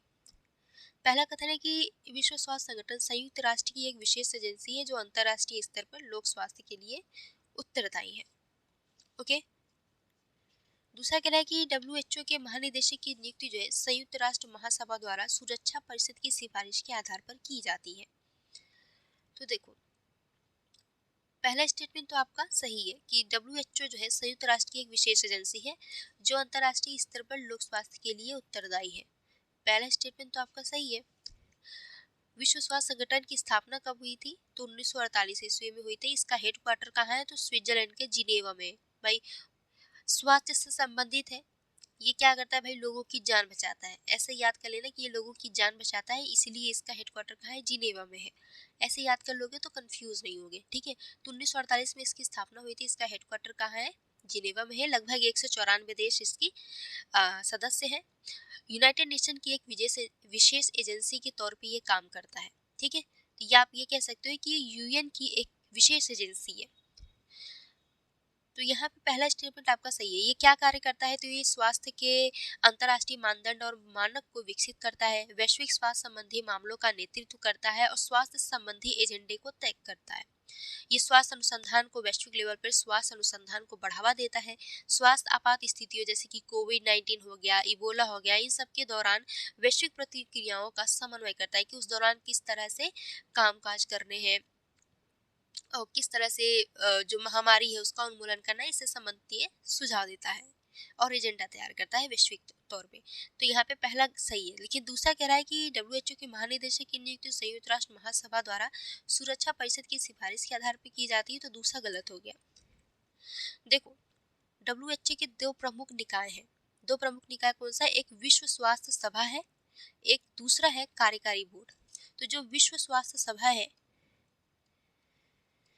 विश्व स्वास्थ्य सभा, तो ये जो विश्व स्वास्थ्य सभा है, ये जो विश्व स्वास्थ्य सभा है, ये WHO का सर्वोच्च निर्णय लेने वाला निकाय है। इसकी बैठक जो है हर साल जिनेवा में होती है। इसका काम क्या है? इसका काम है संगठन की नीति और प्राथमिकताओं को निर्धारित करना। इसके साथ महत्वपूर्ण काम क्या है? महानिदेशक की नियुक्त करना। यानी कि आप ये कह सकते हो कि विश्व स्वास्थ्य सभा जो कि WHO का एक महत्वपूर्ण निकाय है, यही विश्व स्वास्थ्य सभा जो है महानिदेशक की नियुक्ति करता है। WHO के महानिदेशक की नियुक्ति करता है। कौन करता है? विश्व स्वास्थ्य सभा करता है, न कि संयुक्त राष्ट्र महासभा द्वारा सुरक्षा परिषद की सिफारिश के आधार पर की जाती है। तो दूसरा स्टेटमेंट आपका गलत हो गया, पहला स्टेटमेंट सही है। तो करेक्ट आंसर क्या हो जाएगा? ऑप्शन ए हो जाएगा। ओके, चलो आगे देखिए। अगला क्वेश्चन है, राष्ट्रीय मानवाधिकार संस्थाओं के वैश्विक गठबंधन, जिसे शॉर्ट में GANHRI कहते हैं, के संबंध में निम्नलिखित कथनों पर विचार कीजिए। बहुत इंपॉर्टेंट, जितने भी क्वेश्चन हैं अभी सभी बहुत इंपॉर्टेंट है। तो राष्ट्रीय मानवाधिकार संस्थाओं के वैश्विक गठबंधन के संबंध में पहला स्टेटमेंट कह रहा है कि GANHRI राष्ट्रीय मानवाधिकार संस्थाओं को पेरिस सिद्धांतों के अनुपालन के आधार पर मान्यता प्रदान करता है। दूसरा कह रहा है कि केवल GANHRI से ए श्रेणी का दर्जा प्राप्त है राष्ट्रीय मानवाधिकार जो संस्था है NHRI ही संयुक्त राष्ट्र मानवाधिकार परिषद के सत्रों में पूर्ण रूप से भाग ले सकते हैं। आगे कह रहा है कि भारत के राष्ट्रीय मानवाधिकार आयोग को वर्तमान में GANHRI से बी श्रेणी का दर्जा प्राप्त है। तो बताइए कि कौन सा कथन आपका सही है। तो देखो बच्चों, ये राष्ट्रीय मानवाधिकार संस्थाओं का वैश्विक गठबंधन ये है क्या? तो दोस्तों, ये यूनाइटेड नेशन से संबद्ध एक निकाय है, एक संस्था है। ये दुनिया भर के जितने भी राष्ट्रीय मानवाधिकार संस्थाएं हैं उन सभी संस्थाओं का एक वैश्विक नेटवर्क बनाता है। राष्ट्रीय मानवाधिकार संस्थाओं का वैश्विक गठबंधन यानी कि दुनिया भर के हर देश के जितने भी राष्ट्रीय मानवाधिकार हैं उन सभी राष्ट्रीय मानवाधिकारों को एक प्लेटफॉर्म प्रदान करेगा, जिससे कि सभी राष्ट्रीय मानवाधिकार एक साथ बैठ करके उसके जितने भी मतलब मेंबर है, महत्वपूर्ण मेंबर या जो सबसे उच्च पदाधिकारी होगा, वो क्या सभी देशों के राष्ट्रीय मानवाधिकारों के अधिकारी आकर के यहाँ पे बैठेंगे, अपनी डेटा शेयर करेंगे, अपनी एक्सपीरियंस शेयर करेंगे कि किस आधार पे वो काम करते हैं और किस आधार पे अगर हम काम करें तो बहुत कारगर साबित होगा। तो यानी कि सभी राष्ट्रीय मानवाधिकार आकर के यहाँ पे आपस में चर्चा परिचर्चा करते हैं, ठीक है, एक दूसरे से एक्सपीरियंस शेयर करते हैं, एक दूसरे से नॉलेज शेयर करते हैं। तो ये काम करवाता कौन है? तो राष्ट्रीय मानवाधिकार संस्थाओं का वैश्विक गठबंधन ये काम कराएगा कि सभी देशों के मानवाधिकारों का एक नेटवर्क तैयार करता है, जिससे कि सभी मिलजुल करके काम करते हैं, अपने डेटा को शेयर करते हैं, एक्सपीरियंस को शेयर करते हैं, ठीक है। तो यहाँ पे अब इसके काम को देख ले। तो ये जो राष्ट्रीय मानवाधिकार संस्था है इसका क्या काम होता है कि ये यूनाइटेड नेशन मानवाधिकार उच्चायुक्त के साथ मिलकर के काम करता है और साथ में विभिन्न देशों के राष्ट्रीय मानवाधिकारों को मंच प्रदान करता है। इसकी स्थापना कब हुई थी? 1993 में हुई थी, इसको ध्यान रखना। जब इसकी स्थापना हुई थी 1993 ईस्वी में तो अंतर्राष्ट्रीय समन्वय समिति के रूप में हुई थी। बाद में इसका नाम 2016 में इसका नाम बदल करके GANHRI कर दिया गया था, ठीक है। इसका हेडक्वार्टर कहाँ है? इसका हेडक्वार्टर WHO की तरह जिनेवा में ही है, ठीक है। अब इसके काम पे आ जाते हैं। तो देखो, एक पेरिस सिद्धांत होता है। पेरिस सिद्धांत क्या है? तो मानवाधिकार आयोग की ये पेरिस सिद्धांत के अंतर्गत क्या किया गया कि जितने भी राष्ट्रीय मानवाधिकार है, जो राष्ट्रीय मानवाधिकार आयोग स्वायत्त रूप से काम करता है, स्वतंत्र रूप से काम करता है और प्रभावी तौर पे काम करता है, इन तीनों के आधार पर यानी पेरिस सिद्धांत में क्या होगा कि इन तीनों के आधार पर चेक किया जाएगा कि कौन कौन से राष्ट्रीय मानवाधिकार हैं जो पेरिस सिद्धांतों का अनुपालन करते हैं, यानी कि स्वायत्त रूप से काम कर रहा है, स्वतंत्र रूप से काम कर रहा है, प्रभावी रूप से काम कर रहा है या नहीं कर रहा है। तो ये पेरिस सिद्धांत के अंतर्गत रखे गए हैं। अब पेरिस सिद्धांत के अंतर्गत जो भी राष्ट्रीय मानवाधिकार काम करेगा उसको श्रेणी ए, श्रेणी बी का दर्जा प्रदान किया जाता है। अब श्रेणी ए में क्या है कि ऐसे संस्थान, ऐसे राष्ट्रीय मानवाधिकार जो पेरिस सिद्धांतों का पूर्ण अनुपालन करते हैं उनको श्रेणी ए का दर्जा प्रदान किया जाता है। और जब श्रेणी ए का दर्जा प्रदान किया जाता है तो उनको लाभ मिलता है। लाभ क्या मिलेगा कि भाई ऐसे राष्ट्रीय मानवाधिकार जो पेरिस सिद्धांतों का पालन करते हैं और जिनको श्रेणी ए का दर्जा प्राप्त होता है वे संयुक्त राष्ट्र वे क्या करेंगे भाई? वे संयुक्त राष्ट्र मानवाधिकार परिषद के सत्रों में पूर्ण रूप से भाग ले सकते हैं, कुछ जगहों पे मत भी दे सकते हैं, अपने दस्तावेज प्रस्तुत कर सकते हैं, उनको बोलने का अधिकार मिल सकता है। तो यहाँ पे दूसरा स्टेटमेंट सही है और पहला भी स्टेटमेंट आपका सही था। लेकिन तीसरा जो कह रहा है कि भारत को लेकर के भारत की जो राष्ट्रीय मानवाधिकार है इसको जो है काफ़ी टाइम से श्रेणी 1 का दर्जा नहीं मिल रहा था। लेकिन अभी हाल ही में भारत के राष्ट्रीय मानवाधिकार को श्रेणी ए का दर्जा मिला है। किसका? श्रेणी ए का। यहाँ पे बी दिया है तो ये गलत हो जाएगा। तो अभी भारत के जो राष्ट्रीय मानवाधिकार है उसको GNHRI से श्रेणी ए का दर्जा प्राप्त हुआ है। इसका मतलब ये है कि जो भारत का राष्ट्रीय मानवाधिकार है ये प्रॉपर तौर पे अपनी बैठक कर रहा है, यानी कि ये जो है भारत का जो राष्ट्रीय मानवाधिकार है पेरिस सिद्धांतों का पूर्ण रूप से अनुपालन कर रहा है। जो देश पेरिस सिद्धांतों का पूर्ण रूप से अनुपालन नहीं करते हैं या आंशिक रूप से अनुपालन करते हैं उनको श्रेणी बी का दर्जा प्राप्त होता है।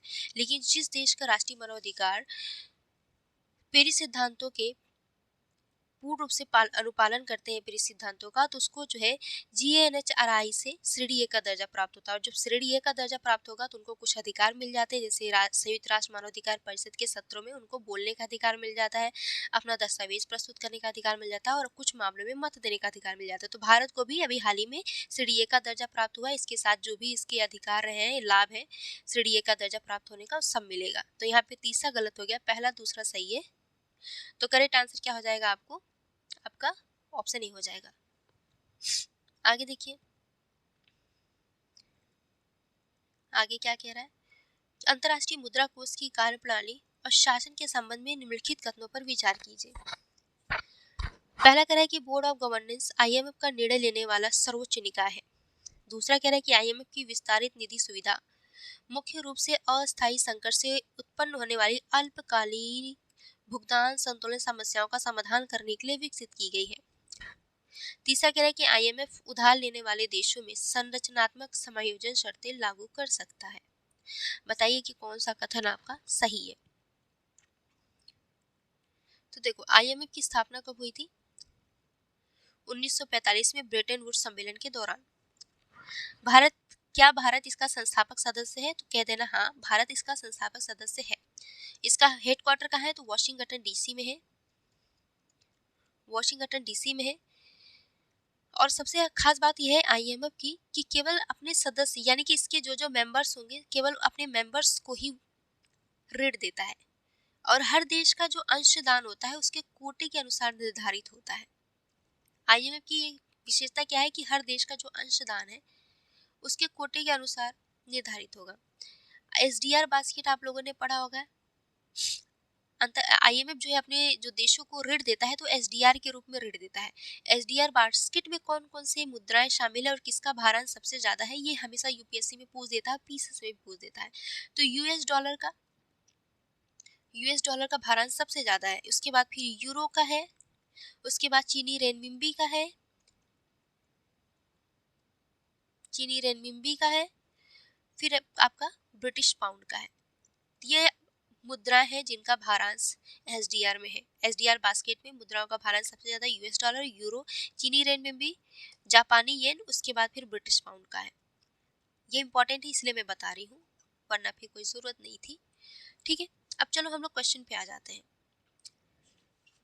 क्वेश्चन में कि IMF की जब भी आप लोग IMF पढ़े तो इसकी बॉडी के बारे में पढ़ लो, IMF की शासन संरचना के बारे में पढ़ लो। तो इसके दो महत्वपूर्ण निकाय हैं, एक जिसको कहते हैं शासक मंडल या इंग्लिश में बोर्ड ऑफ गवर्नर्स। ठीक है, जो बोर्ड ऑफ गवर्नर्स है IMF का निर्णय लेने वाला सर्वोच्च निकाय है।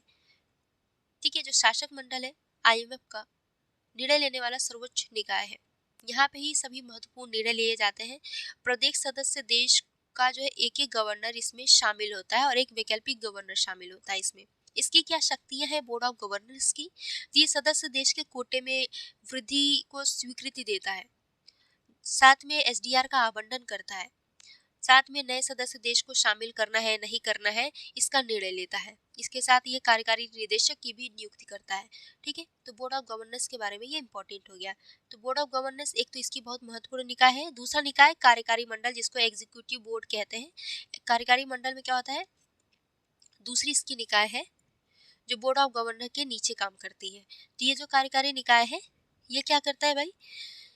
तो ये इसके अंदर जो है 24 कार्यकारी निदेशक काम करते हैं। ये IMF के जो दैनिक काम होते हैं, रोजमर्रा की जो काम होती है, जो नीतिगत फैसले होती है, उनको देखता है कार्यकारी बोर्ड। लेकिन जो महत्वपूर्ण जो निकाय है वो है बोर्ड ऑफ गवर्नर्स।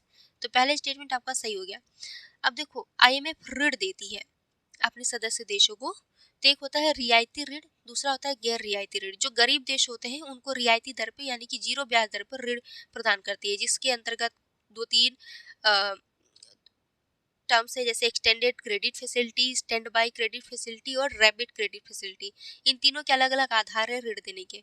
इसी के अंतर्गत एक जो गैर रियायती ऋण है, गैर रियायती ऋण में एक स्टैंड बाय अरेंजमेंट आता है जिसके अंतर्गत देशों को ऋण दी जाती है। दूसरा आता है standard fund facility, extended facility.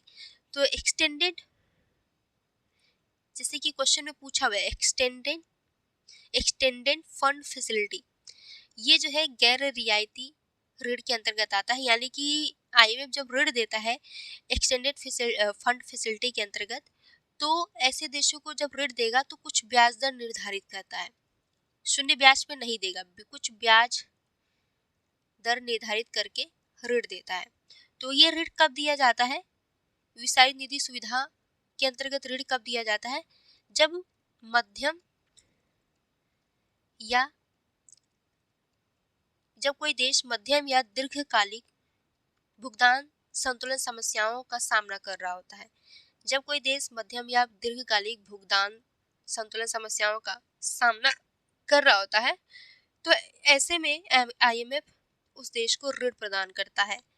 ठीक है, तो यहाँ मध्यम अवधि का ऋण प्रदान कर सकता है, दीर्घावधि का ऋण प्रदान कर सकता है। तो दूसरा स्टेटमेंट गलत हो गया। यहाँ पे कह रहा है कि अल्पकालिक भुगतान संतुलन समस्याओं का समाधान करने के लिए इसे विकसित किया गया है। तो अल्पकालिक भुगतान संतुलन समस्याओं, यहाँ पे देखो, अल्पकालिक भुगतान संतुलन समस्याओं का समाधान करने के लिए विस्तारित निधि सुविधा को विकसित किया गया, तो नहीं, अल्पकालिक नहीं बल्कि मध्यम या दीर्घकालिक भुगतान संतुलन समस्याओं का समाधान करने के लिए इसे विकसित किया गया है, विस्तारित निधि सुविधा को। यहाँ दूसरा गलत हो गया। जब आप लोग IMF पढ़ेंगे तो IMF जो है ऋण किन 2 आधारों पे देता है, उन्हीं 2 आधारों के अंतर्गत ये सुविधा इसके अंतर्गत ऋण दी जाती है। डिटेल में आप लोग जब पढ़ोगे IMF तो वहाँ पे मिल जाएगा। ठीक है, तो दूसरा गलत हो गया। तीसरा स्टेटमेंट सही है कि IMF जो है उधार लेने वाले देशों पर संरचनात्मक समायोजन शर्तें लागू करती है। जैसे कि IMF किसी देश को ऋण देता है तो अपनी कुछ शर्तें लागू कर देता है कि भाई तुम्हारे यहाँ स्थिर विनिमय दर होनी चाहिए, तो ब्याज दर ज़्यादा होना चाहिए, तो कुछ तरह के अपने विनिमय दर को कम करो, स्थिर विनिमय दर को प्रोत्साहित करो, अपने यहाँ अल्पकालिक भुगतान से संकट के समाधान में ये सहायता करता है। तो इस तरह की कुछ अपनी शर्तें निर्धारित करता है कि अपनी GDP ग्रोथ करो, जितना ज़्यादा हो सके आप देशों से व्यापार और वाणिज्य करो। तो यहाँ पे यही कुछ शर्तें, संरचनात्मक समायोजन शर्तें होती हैं जो IMF लागू करता है उधार देने वाले देशों पर। तो तीसरा स्टेटमेंट सही है, पहला सही है, दूसरा गलत है। तो करेक्ट आंसर ऑप्शन सी हो जाएगा। आगे देखो क्या कह रहा है। आगे कह रहा है निम्नलिखित में से कौन सा विश्व व्यापार संगठन का निर्णय लेने वाला सर्वोच्च निकाय है? तो विश्व व्यापार संगठन का सर्वोच्च निर्णय लेने वाला सर्वोच्च निकाय जो है मंत्री स्तरीय सम्मेलन है। तो करेक्ट आंसर क्या हो जाएगा? ऑप्शन सी हो जाएगा। ठीक है, अब देखो विश्व व्यापार संगठन की अगर संरचना की बात करेंगे तो सबसे ऊपर आपका मंत्री स्तरीय सम्मेलन आता है, मंत्री स्तरीय सम्मेलन आएगा। उसके बाद फिर एक इसके नीचे एक आती है निकाय, इसका नाम है सामान्य परिषद। ठीक है, ये भी बॉडी है WTO की। तो पहली सबसे बड़ी बॉडी मंत्री स्तरीय सम्मेलन, दूसरी सबसे बड़ी जो संरचना है या फिर बॉडी है सामान्य निकाय, सामान्य निकाय, और तीसरी आती है व्यापार परिषद। इन तीनों निकायों का अपना अलग अलग काम है। ठीक है, जैसे मंत्री स्तरीय सम्मेलन जो है ये निर्णय लेने वाली सर्वोच्च संस्था है, इसका आयोजन हर 2 साल पर होता है। ठीक है, लेकिन जो सामान्य परिषद है, सामान्य परिषद का आयोजन हर साल जो है जिनेवा में होता है। ये सदस्य देशों के राजदूत इसमें शामिल होते हैं सामान्य परिषद में। मंत्री स्तरीय सम्मेलन की ओर से ये भाग लेने का इसको अधिकार प्राप्त होता है और ये विवाद निपटान निकाय के रूप में भी काम करता है। तो ये इसकी कुछ महत्वपूर्ण चीजें थी। बस इतना ध्यान रखना कि विश्व व्यापार संगठन का निर्णय लेने वाला सर्वोच्च निकाय मंत्री स्तरीय सम्मेलन है। ठीक है, बस क्या है, मंत्री स्तरीय सम्मेलन है। इसकी बॉडीज के बारे में जब आप लोग डिटेल में पढ़ोगे तो इसका सारा मैकेनिज्म आपको समझ में आएगा। तो करेक्ट आंसर ऑप्शन सी हो जाएगा। आगे देखो, ब्रिक्स से संबंधित निम्नलिखित कथनों पर विचार कीजिए। पहला कथन है कि वर्तमान में ब्रिक्स जो है विश्व की लगभग 50% जनसंख्या और वैश्विक व्यापार से लगभग 26% का प्रतिनिधित्व करता है।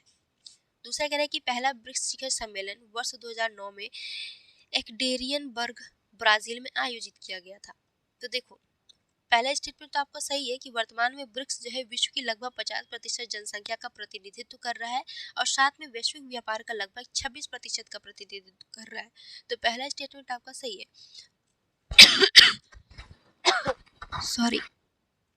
लेकिन दूसरा जो कह रहा है कि पहला ब्रिक्स शिखर सम्मेलन वर्ष 2009 में एकटेरियनबर्ग, ब्राजील में आयोजित किया गया था। देखो, एकटेरियनबर्ग में आयोजित किया गया था। जो एकटेरियनबर्ग है ये ब्राजील में नहीं है बल्कि रूस में है। ठीक है, तो रूस के एकटेरियनबर्ग में आयोजित किया गया था पहला ब्रिक्स शिखर सम्मेलन, जो कि 2009 में हुआ था। ठीक है, तो यहाँ ब्राजील नहीं रूस होना चाहिए था, तो दूसरा स्टेटमेंट गलत हो गया। पहला सही है, तो करेक्ट आंसर आपका ऑप्शन ए हो जाएगा। ब्रिक्स शब्द को गढ़ा किसने था? तो देखो, स्टार्टिंग में मूल रूप से ये ब्रिक नाम था इसका। इस शब्द को गढ़ा था जिम ओ नील ने। कब? 2001 में। 2001 में इस शब्द को गढ़ा गया था, जिसमें ब्राजील, रसिया, इंडिया और चाइना है। ठीक है, बाद में 2010 में साउथ अफ्रीका इसमें शामिल हो जाता है, तो इसका नाम हो जाता है ब्रिक्स। एस से जो है साउथ अफ्रीका हो जाता है। तो 2010 में दक्षिण अफ्रीका जो है शामिल होता है। न्यूयॉर्क में इसकी बैठक होती है ब्रिक्स की। दूसरी न्यूयॉर्क बैठक के दौरान दक्षिण अफ्रीका इसमें शामिल होता है। पहली बैठक इसकी जब यूएसए अपनी पहली बार कब बैठता है? तो 2006 में न्यूयॉर्क में यूएन महासभा के सत्र के दौरान इसकी पहली बैठक होती है। और प्रथम ब्रिक्स शिखर सम्मेलन जो है कब होता है? रूस एकटेरियनबर्ग 2009 में होता है। ठीक है, तो इस चीज को ध्यान रखना। और इसके कितने मेंबर हैं? अभी हाल ही में 2025 में इसका मेंबर बना था इंडोनेशिया। क्वेश्चन पूछ देता है ब्रिक्स के कौन कौन से देश हैं। अभी हाल ही में कौन सा देश शामिल हुआ 2025 में? तो इंडोनेशिया हुआ है। 2024 में कौन कौन से देश शामिल हुए थे, कोई बता सकता है? किसी को याद है तो रट लो। मिस्र, इथियोपिया, ईरान और यूएई। मिस्र, इथियोपिया, ईरान और यूएई ये 2024 में शामिल हुए थे। अर्जेंटीना शामिल होने वाला था, लेकिन फिर बाद में मना कर देता है कि हम नहीं शामिल होंगे, तो ये भी ध्यान दे लेना। ठीक है, चलो, तो आपका आंसर क्या हो गया?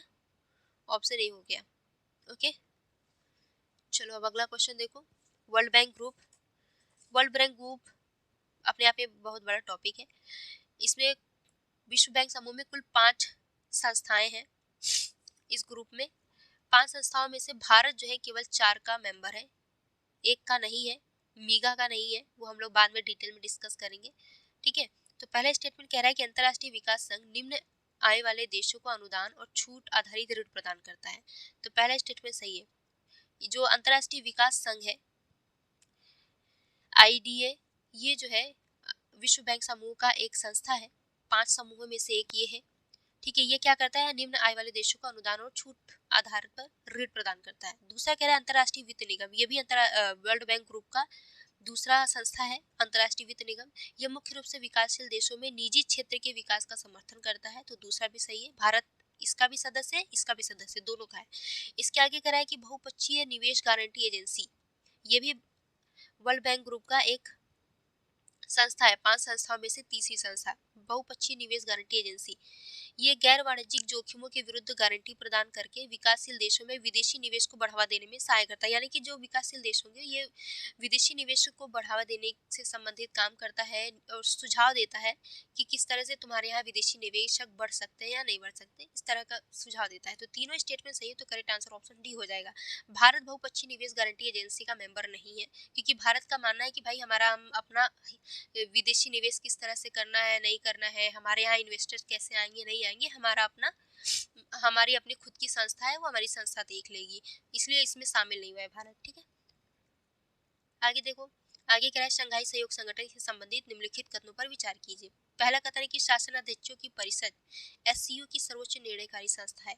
देखो, जितने भी संस्था पूछे गए हैं आपसे, इंटरनेशनल ऑर्गेनाइजेशन से जितने भी क्वेश्चन पूछे गए हैं, उनके सभी क्वेश्चन बॉडी से पूछे गए हैं, यानी कि उसकी संरचना से क्वेश्चन पूछे गए, किसकी सबसे सर्वोच्च निकाय कौन सी है, किस तरह से वो काम करती है, वहाँ पे किस तरह से निर्णय लिए जाते हैं, तो यहाँ से क्वेश्चन पूछा है, इसकी स्थापना कब हुई, इसका हेडक्वार्टर कहाँ है, इसके कितने सदस्य देश हैं, ये पीसीएस में पूछा जाता है। लेकिन यूपीएससी में जब भी पूछा जाएगा इसकी बॉडी से पूछा जाएगा, इसकी संरचना से क्वेश्चन पूछा जाएगा, इसके मैकेनिज्म से क्वेश्चन पूछा जाएगा।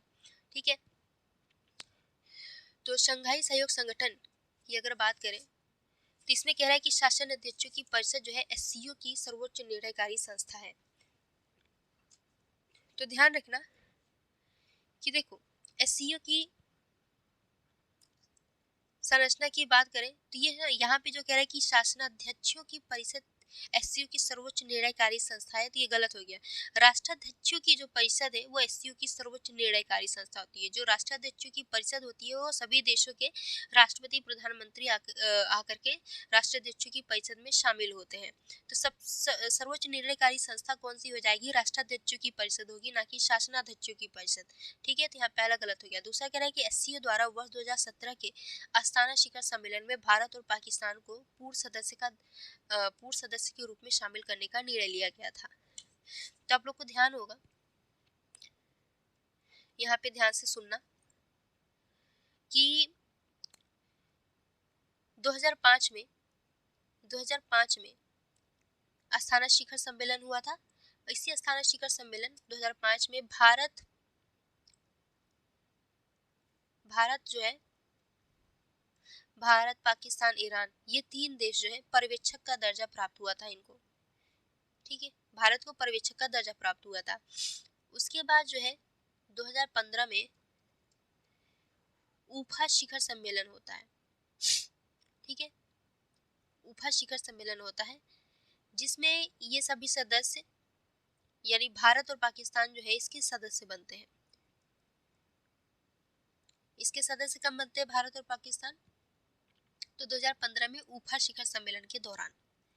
उसके बाद फिर 2017 में इनकी सदस्यता जो है भारत और पाकिस्तान की इनकी सदस्यता प्रभावी होती है, जो कि अस्थाना में आयोजित होता है। यानी अस्थाना शिखर सम्मेलन 2017 में भारत और पाकिस्तान की सदस्यता प्रभावी हुई थी। ये सदस्य कब बने थे, 2015 में बने थे, जब ऊफा शिखर सम्मेलन हुआ था तब। भारत और पाकिस्तान मेंबर कब बने थे, 2015 के ऊफा शिखर सम्मेलन में।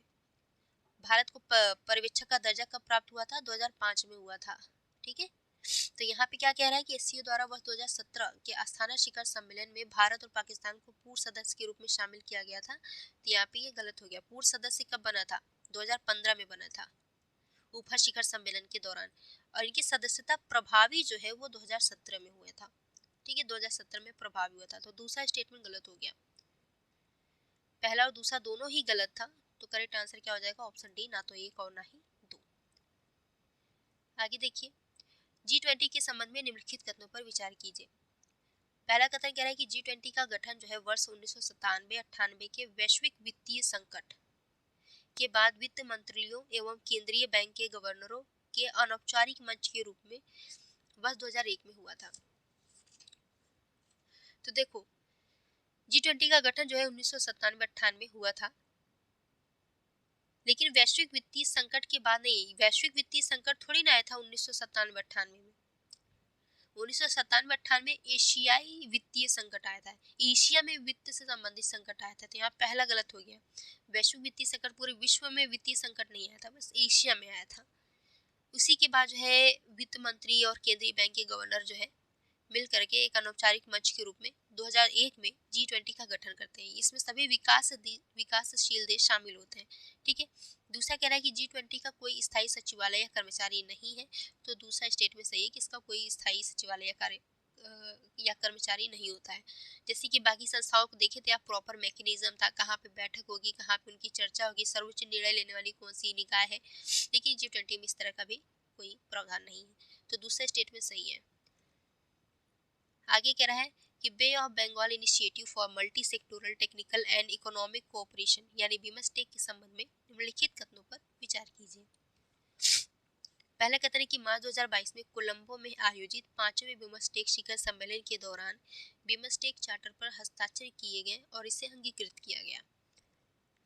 तो पहला स्टेटमेंट सही है। 2022 में कोलंबो में 5वां बिमस्टेक शिखर सम्मेलन आयोजित हुआ था। इसी दौरान बिमस्टेक चार्टर पर हस्ताक्षर किया गया था और इसे अंगीकृत या एडॉप्ट किया गया था।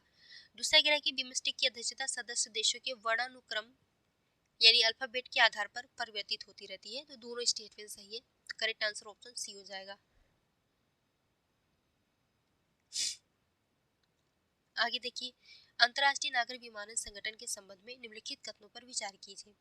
पहला कथन है कि वर्ष 1944 में गठित ICAO संयुक्त राष्ट्र की एजेंसी है। तो यहाँ पहला स्टेटमेंट सही है कि ये जो है एक संयुक्त राष्ट्र की एजेंसी है जो 1944 में इसकी स्थापना हुई थी। दूसरा कह रहा है कि ICAO परिषद के अध्यक्ष का निर्वाचन जो है 36 देशों द्वारा 3 वर्ष के कार्यकाल के लिए किया जाता है। तो यहाँ पे आपका ये स्टेटमेंट सही है कि 36 देशों द्वारा जो है इसके अध्यक्ष का निर्वाचन किया जाता है 3 साल के कार्यकाल के लिए, और उन्हें एक अन्य कार्यकाल के लिए पुनः निर्वाचित किया जा सकता है। तो इन्हें दूसरे कार्यकाल के लिए भी निर्वाचित किया जा सकता है। बहुत बेसिक सी बात है। तो दूसरा स्टेटमेंट भी सही है।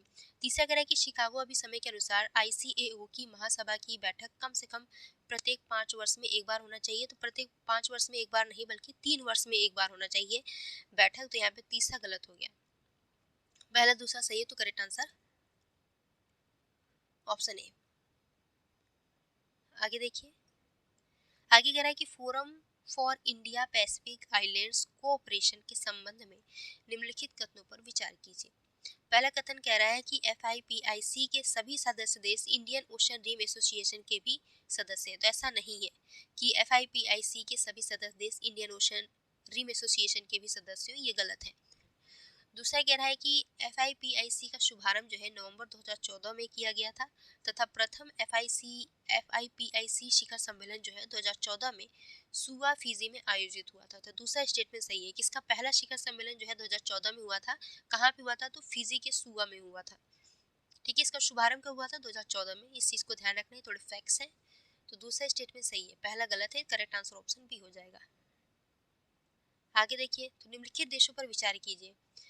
कितने जो है पश्चिमी अफ्रीकी देशों के आर्थिक समुदाय के सदस्य हैं? कितने देश हैं जो पश्चिमी अफ्रीकी देशों के आर्थिक समुदाय के सदस्य हैं? तो माली नहीं है, इस चीज को ध्यान रखना। बाकी इसमें केप वर्दे, बर्किना फासो, घाना, नाइजीरिया, टोगो, ये पांचों हैं। तो करेक्ट आंसर क्या हो जाएगा?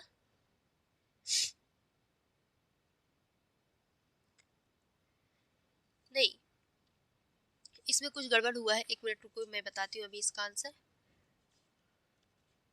5 नहीं होंगे, 4 होंगे।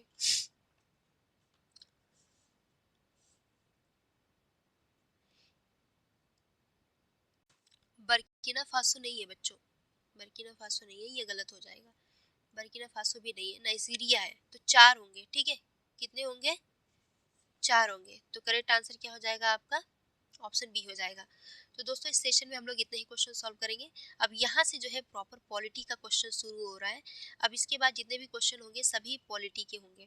ठीक है, तो वीडियो अच्छी लगी तो लाइक शेयर एंड सब्सक्राइब जरूर करना। अपने दोस्तों में भी शेयर करना। जिन लोगों ने लाइक नहीं किया है कर देना यार। मैं भूल जाती हूँ बोलना बीच में, जब पढ़ाने लगती हूँ तो मेरा ध्यान सिर्फ पढ़ाने पे रहता है। चलो बाय बाय, टेक केयर।